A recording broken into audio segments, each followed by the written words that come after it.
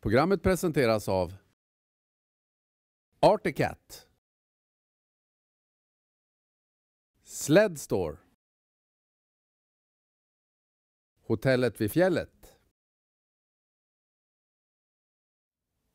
Nu sitter jag här i min lilla myssoffa igen och ska, vad skulle hända det här avsnittet då? Vet ni vad? Vi har fått prata med Janne Tapio. Det måste vi klippa till direkt tycker jag. Han jobbar ju på Lynx. Vunnit allt som går att vinna, snöskotercross, fantastisk skoteråkare. Nu är han lite boss och chef över, boss och chef. Han håller på med utveckling av lösnemaskiner. Och helt fantastisk. Och vi har fått träffa honom, prata med honom. Grymt. Ska vi klippa dit, Mattias? Jajamän. Ja, då gör vi det. Klipper dit.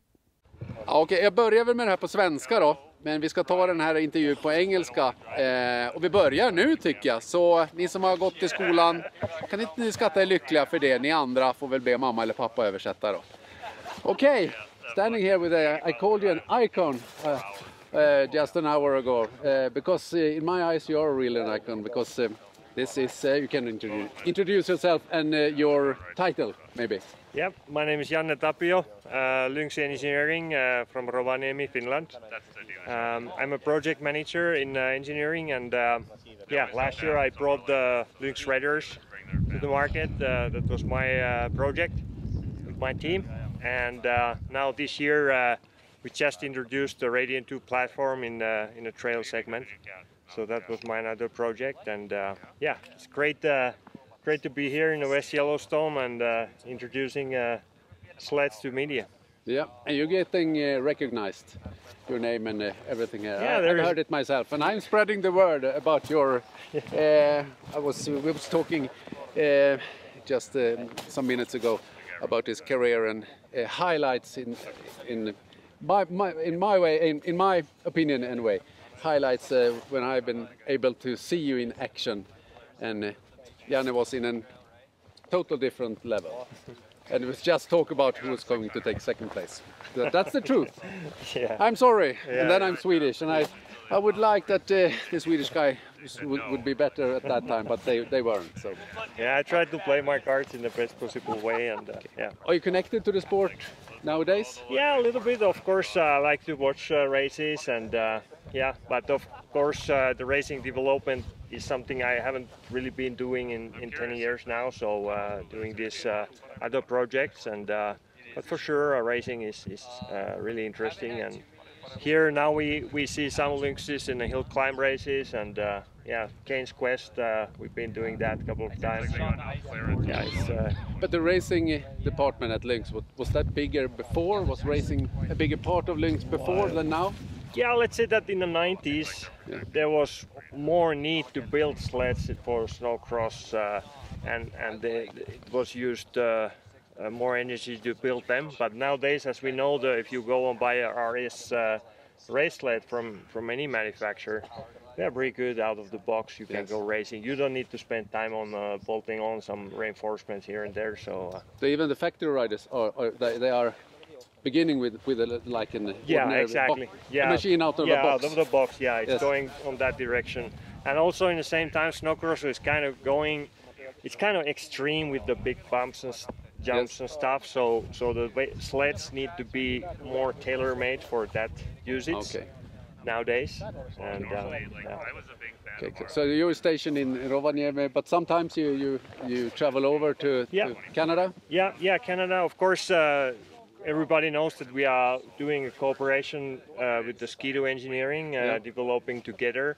This is our strength, and that's why I spend a couple of weeks a year working with the Ski-Doo guys and thinking about things we can do better together, and then in the same time providing totally different ride and ride matching for our customers. Yeah, I think you've managed to make two strong brands of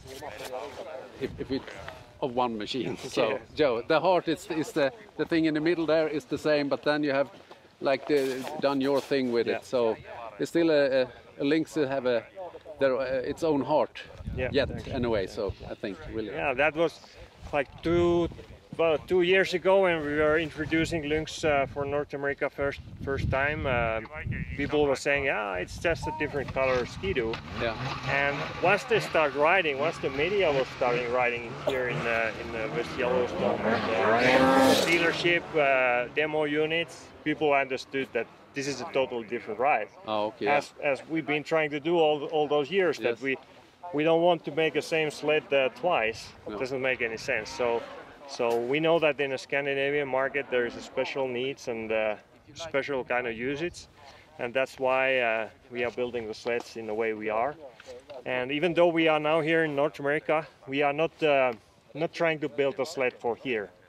That's not the meaning. The Ski-Doo is for that, and we are still building the vehicles in the Scandinavian usage. But we know in the same time that here in North America there is people who like to ride our sleds for sure. There's so many more people here too. So if you just take some percentage of all the snowmobiles here, then you have lots of sleds to sell. So. Yeah, exactly. Okay, okay. And how does it work when the dealers started to sell Lynx here? They just take the ordinary Ski-Doo dealer and then they just added another brand. Yeah, there is Ski-Doo dealers who have possibility to sell Lynx. Here in North America we only have selected models. They don't have nice different choices as we have in the Scandinavian market. So and it's all sleds are spring check sleds. So, so we are not delivering more than that what we do. But there are not any like Polaris dealers who can take a Lynx not as at the moment. No, not at the moment. Okay. Have you had any trouble and problems to like deliver sleds and so on? Let's say that of course the corona and this hassle we had past 2 years affected to us as well. Yes. But let's say that for this market here in North America we were having some shipping delays because of the container problems. But let's say that we were right on time, a little bit late, but still in good time. And the Lynx is manufactured in Rovaniemi. Okay, it is. Okay. Yeah, that's why we need to put the sleds over. But to say it mildly, other brands have had more problems with delivery than Lynx is with. Yeah, I only know my part. Yeah. I don't try to make you talk some shit there, but I say I know that you have like the sleds have been delivered in time or almost in time, so I don't hear anything about it anymore. But let's talk about this. How involving you are in these sleds? Yeah, here we have a Lynx Shredder DS package here with the 850 turbo. This is the Radiant 2 platform for deep snow we introduced last year. For this year we have a little bit more narrow front end to help riding on between the trees. And the front end is now 34 inch. 34, okay. Yeah. That's almost like an aftermarket measurement nowadays. Yeah, and I noticed that BRP are more or less killing the aftermarket with all the things that come up all the time. So yeah, we have a strong team on the accessories. Yes, as well. Absolutely. And here on the left we have a new model. It's a Shredder RE with the 600R. Of course, it's not sold here in North America because of the majority is riding in a higher altitude. We were losing the power. Yeah. But for our, let's say, closer to sea level riding, the 600R is still giving a great power. So, so this is a new package, 3,700 length and 64mm locks. Don't you think more people in Scandinavia should be better riders on a 600 than on an 850? I think 600 is a really good choice because you can really control the power and you can hit the throttle and it doesn't give the like extreme accelerations where you kind of sometimes feel like losing of it.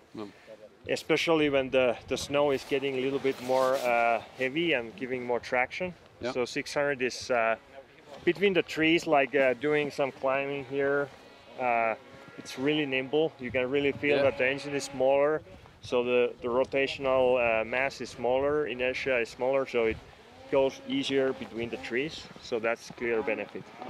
So we can, if we want to, if you have some a possibility to test ride at your dealer, try a 600. That's good advice, I can think so. And I can tell you, my brain is a little bit mushy because yesterday we traveled for, I don't know how many hours, 40 hours. Wow. With almost no sleep, and then we finished it all off with a long car ride from Salt Lake City here. Wow. Slept a couple of hours this morning, and I'm trying to relearn the English language right now. I don't find the words or anything. So okay, so shouldn't you tell us about next year's secrets or something? If you're also on jet lag, maybe now is the time to reveal everything. 24, of course, we have great new novelties. 49 Ranger. We have here one guy riding it here. So 49 Racer in a new platform, PPSD Plus, rear suspension on it. That's RE. I saw it on the. Was it on the? Yeah, what's on the Commander? The Commander, yeah. RE, yeah, we have Commander RE. Yeah. 900 turbo. 180 horsepower. We have that, and then X-Terrain RE now in a new platform, Radiant 2. Yeah. That's a great sled as well for cross country, or let's say crossover segment. Yes. Brave RE, of course, the all-time the sports sled in a new platform. Yeah, we rode that today. Yeah. Nice sled. Yeah. So okay, so you're seeing a bright future for BRP's product. Yeah, of course. Yeah, we are doing good. We introduced the electrical snowmobile also now for 24. But we haven't seen it yet. So yeah, it's a hidden secret. Yeah. Yeah.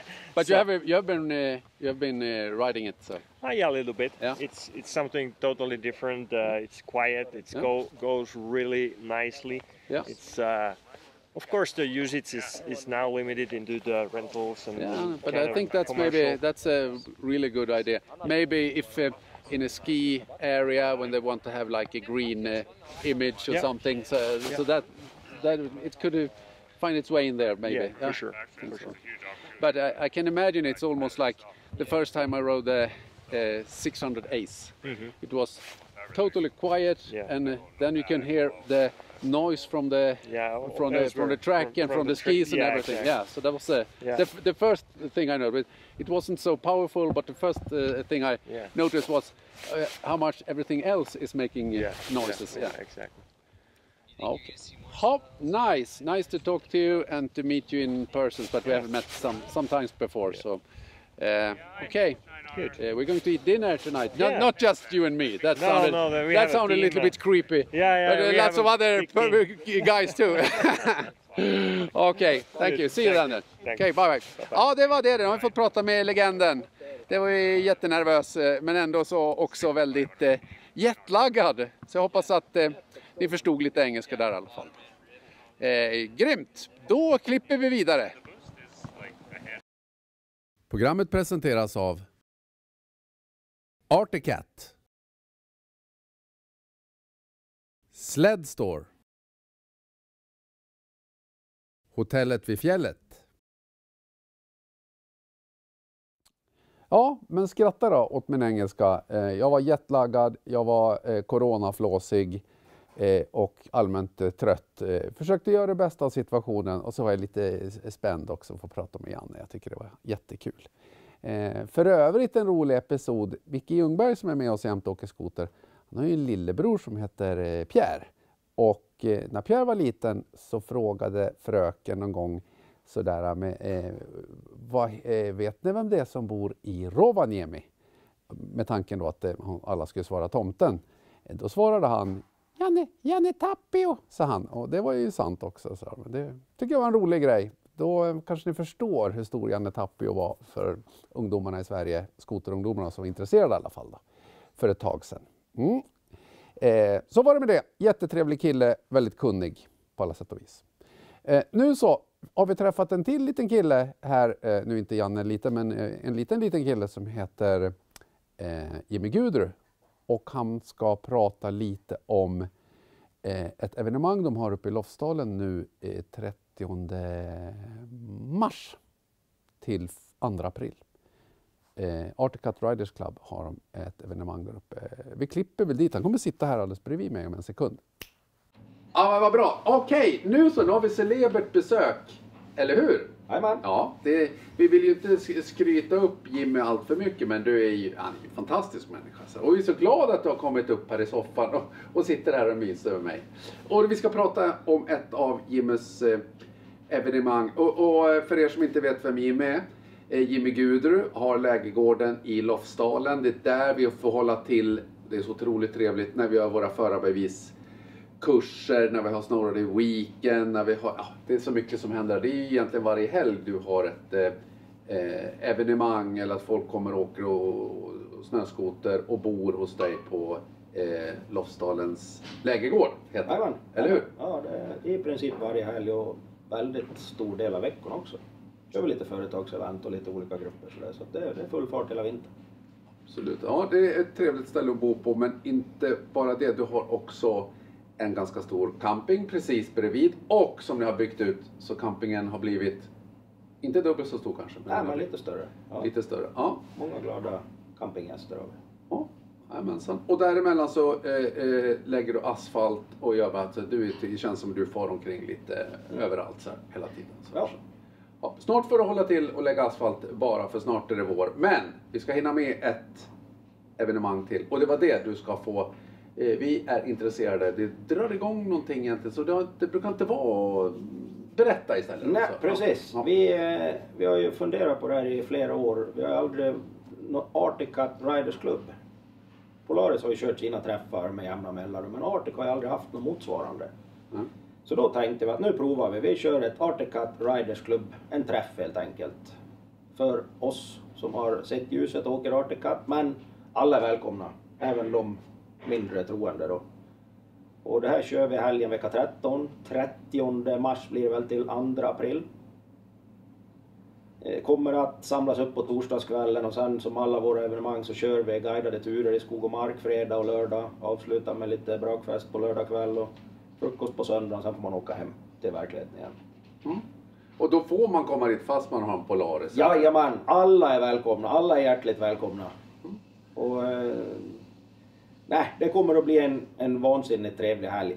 Helgen vecka 13 kan kännas sen, men vi var ute nu i helgen och körde det här. Vi har en bättre snöläge än på säkert 30 år där uppe, så att det känns bra inför helgen 13. Kommer Arctic Cat vara inblandad någonting i själva träffen på något sätt? Ja, vi har förhoppningar att Textron ska få hem nya Catalysten till Sverige.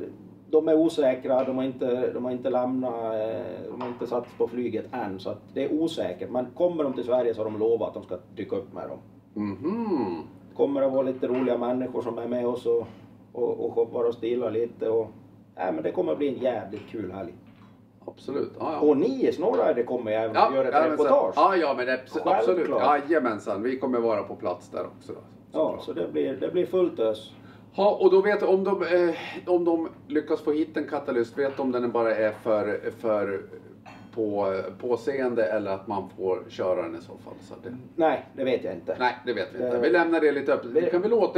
Vi kan göra som så här att man får gå in på din hemsida, eller vad kommer man kontakta dig? Vad anmäler man sig? Vad får man reda på liksom det som händer lite mer ingående då? Anmälan kör vi på lagergarden.se. Där går man in under eventfliken och klickar event, Arctic Cat Riders Club träff. Så bokar man boende där, och sen det är väl där vi kommer att ha lite löpande info också.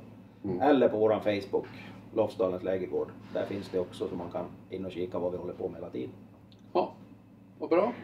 Då står priser, tider och även vad som händer. Allt står lite mer. Allt finns där. Även står det telefonnummer till mig om man skulle undra någonting. Ja. Det finns inga frågor som är för konstiga. Man är välkommen att ringa om allt. Ja. Eller dra ett mejl. Vad trevligt då. Av någon anledning så förknippar jag sådana här träffar, evenemang och det brukar vara fest och roligheter och sånt där. Ja, men det är klart det är. Ja. Det är ju ganska trevligt då. Ja, det brukar kunna bli väldigt trevligt, och vi brukar runda av även med en enklare form av dragracing på lördagen innan vi ställer ifrån oss grejerna. Ja, just det. Också skitkul. Ja, men det brukar vara. Den brukar vara väldigt uppskattad. Ganska enkelt arrangemang, men det brukar alltid vara en vinnare till slut som är snabbast. Vi brukar ha. Det var väl när vi körde SnowRider Week. Jag tror det var 85 skotrar som gjorde upp på isen. Det är för jävla ballt. Ja, men visst är det? Ja. Ja, riktigt kul. Lite badbaljer och sånt där finns det också. Ja, bastu, badbalja och någon kall singo på kvällen sådär för den som vill. Det är ju just det där. Ja, men sen har vi en fråga till dig nu. Ja, för höra. Vi har ju ett behov. Vi skulle vilja ha SnowRider Hillcross tillbaka. Så går det med det? Ja, det här var ju inte repeterat. Nej, det här hade vi inte repeterat. Men nu kommer ju frågan här i sändning. Så hur går det? Ja, när får vi se den igen? Vi brinner. Vet ni vad? Jag brukar ju få mejl med jämna mellanrum angående det här. När kommer den tillbaka, SnowRider Hillcross? Och jag vill ju inget heller än att göra den. Men där vi alltid har haft den, och då har vi alltid haft den på Gesundabergets skidanläggning. Den anläggningen ligger lite i malpåse så att säga. Jag ska inte säga att de har gått i konkurs, men personen eller bolagen som äger det där håller på och typ röjer upp i sina affärer, känns det som, och så här, och då gör det ingenting med den här. Så den här anläggningen ligger helt oanvänd. Så ja, vi kommer inte åt den helt enkelt. Nej. Det är själva. Och då ställde den frågan, varför gör vi den inte någon annanstans? Ja, kanske vi ska göra det. Ja, precis. Ja, skärpa till oss och göra SnowRider Hillcross igen. Och försöka få till det till det evenemanget som brukar typ avsluta säsongen så att säga. Ja, det vore skitskoj. Då får vi se hur pigga folk är på att vakna till liv snabbt om vi skulle dra igång den lite sådär. Ja, vi får väl... Bra tänkt! Det var bra tänkt! Kul. Ja, vad roligt! Kul, bra idé! Ja, men det tyckte jag också var roligt. Vad roligt! Ja, då får vi väl se hur det går med det. Ja, vi får väl återkomma i ämnet då. Skål. Snarare än ni tror kanske. Jag vet faktiskt inte. Och då kommer det ut information på Facebook på SnowRider. Då tänker då ska jag hålla utkik där och se. Herregud. Ja. Vi får väl se. För jag har ju tyckt det var lite tryggt och lugnt med att kunna skylt på någon annan det här.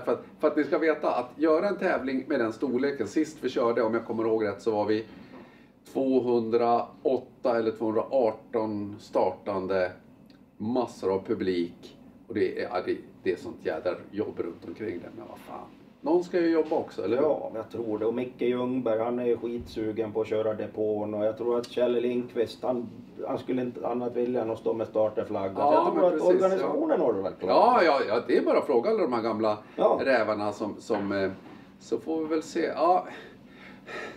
Nu kände jag, vad heter det, prestationsångest kom krypande. Och det är då det brukar hända grejer. Då händer grejer. Ja, vi får väl återkomma om det. Men! Ja, Party Cut Riders Club.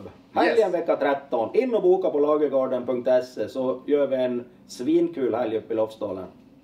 Då ses vi där. Ja, vilken grej. Välkomna!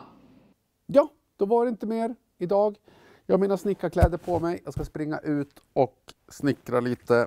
Nu slog jag till på mikrofon. Jag ska snickra lite och sen så ska jag springa bort till tandläkaren. Jag har inte varit där på 3 år för att jag är rädd för tandläkaren. Och det här var det bästa med coronaåren, att man inte besökte och gjorde någonting. Men nu måste jag sota för det. Så vi får väl synas sen då, så får ni ha så kul till nästa vecka. Får vi se vad vi sänder då. Hej hopp! Programmet presenteras av Articat, Sled Store, Hotellet vid fjället,